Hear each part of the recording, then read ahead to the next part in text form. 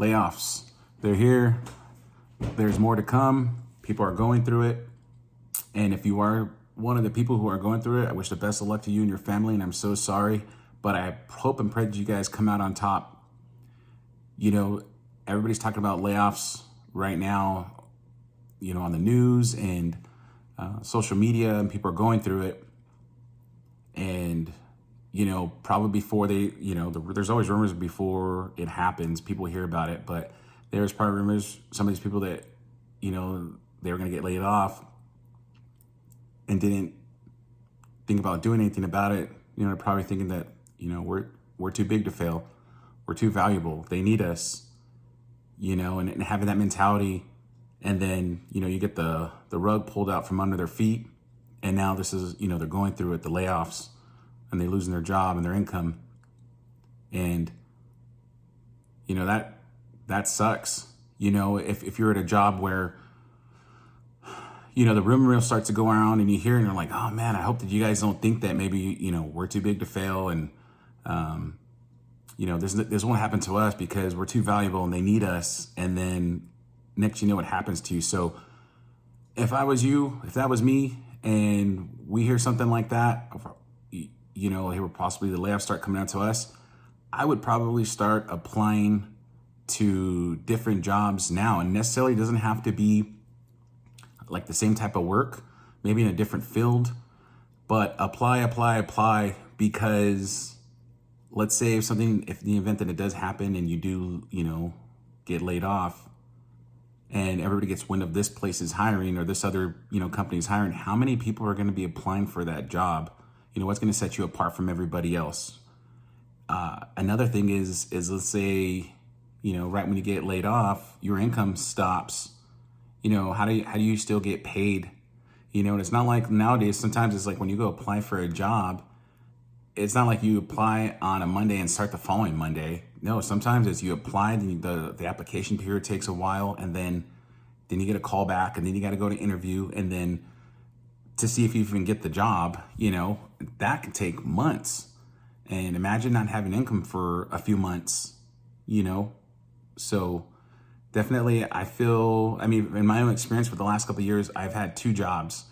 And for the most part, they're part-time jobs, but I still work full-time hours at one, and the other one I work on a couple days a week. So, you know, you're getting two different W-2s, 2 different incomes. And if you're not working so much overtime, it's actually, you know, you're kind of in a different tax bracket. So it helps out with taxes. But, you know, I feel that everybody should have a second job or a side hustle at least, because in the event that something that this may happen, you're somewhat prepared, you know, and it, you know, the adjustment's not that bad where it's, you know, where you're, you know, you right away, your income stops and you got a family to support, you got a mortgage, you got car payments, and, you know, it's not going to be that bad to adjust to that type of situation where you're already got something going on. It's like, okay, well, I just lost my job here.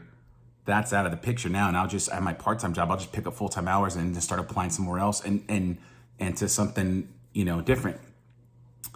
So, you know, apply. You know, that's the thing right now. Not a lot of people want to work. They don't even want to go to the job they have themselves, you know, 40 hours a week. But if you lose that job and you don't have no income, I guarantee you're going to be wishing that you had that job. So don't be too good. Don't think that you're too good for certain jobs, or, you know, I'm better than that. I'm not going to go do that, because there's a lot of people that are like that right now. They won't work certain jobs and they'll just be unemployed. And, you know, it's kind of sad that you would rather be unemployed than to go work a job thinking you're too good for it. And you still got bills and you're borrowing money or you're maxing out credit cards, you know. So please don't think you're too good for jobs. Just do it. Have a side hustle. Maybe the side hustle, if in the event that something happens, you lose your job, you turn that side hustle into the full-time gig, and then you're probably making more money to, you know, further yourself ahead. So, you know, just keep that in mind. But the other thing is, people, you know, nobody wants to talk about it, but people probably should be budgeting, you know, and you should really look at your bank statements for the last couple months and see where your money's going. I know for me and my wife, when we first started budgeting, I pulled the last 3 months, and for, you know, the last 3 months, the first month I've seen how much money did we spend on food, on actually going out, fast food. And the first month was like 1,300. The second month was like 1,600. And then the last month, or the month prior to where we actually started getting our head out of our ass, it was like $1,900. And if you think about that, and you don't, you hunker down, you make food, you pack your lunch, you food prep, and you don't go out and spending, buying food all the time. Shoot, we should have had, a lot of money saved up by then and just putting it away or paying down debt. Or have an emergency fund to where if something does happen like this, you have a couple months of buffer room just to, like I said, applying for a different job just does take a long time. So, or to actually start working, and then you got to work 2 weeks to get a paycheck. So, so that's always something to keep in mind. But seriously, budget. A lot of people are more focused on the wants and the needs, and you really should just be buying the needs for, and not the wants.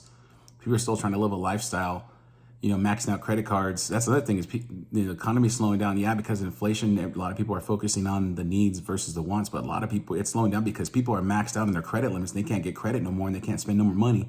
So keep that in mind. I mean, gosh, a lot of things going on, and I think a lot of people should be hunkering down on their finances or, budgeting. And nobody wants to talk about budgeting. Nobody wants to talk about money. But I think now it's time to really start talking about money and saving yourself and saving your family, because no one's going to come help you. Everybody, if you go, something happens and you don't prepare right, you're not saving money, you're not having an emergency fund, people aren't going to look at you and be like, hey, don't worry, I'm going to help you, because everybody else is tight on funds. No one's going to come to save you. It's up to you. It's you against the world, you and your wife, or, your family or your loved ones, whoever you have in your little circle. So definitely keep that in mind. But the layoffs, man, if you guys are going through it, I'm so sorry. I wish the best luck to you guys. I hope you guys get through this, and if worse times are to come, I hope that people prepare and think about, what they need to do in their finances, and take a look, honestly, look at the mirror and look at what you guys got going on, because I'm pretty sure you can better it. And if something does happen, it's not going to phase you because you're already prepared. So thanks so much. Sorry for rambling. You guys have a good one. Talk to you later. Bye.